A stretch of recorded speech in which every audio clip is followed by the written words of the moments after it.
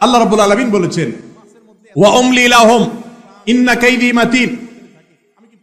আমি পাপিষ্ঠদেরকে, জালিমদেরকে ছাড় দেই, সুযোগ দেই, সীমা লঙ্ঘন করবে এজন্য আল্লাহ নিজে সুযোগ দেন। কই মাছ চিনেন? কই মাছ যখন জালে বাঁধে, কই মাছ কল্লাটা প্রথম ঢুকে না, ঢুকার পর সে প্রথমে একটু বাধা ফিল করে। যখন বাধা ফিল করে সে মনে করে যে কি আবার সামনে এসে ডিস্টার্ব হলো, মাছের মধ্যে এত ছটপটে মাছ, আমি আমার প্রাণ পানি ছাড়া অনেক সময় ধরে থাকে, আমি কি পুঁটি মাছের প্রাণ নাকি? সে ঝাড়াই মারে সামনের দিকে যেতে থাকে, ধাক্কা দিয়ে সামনে যায়। তো সামনে গেলে কি হয়?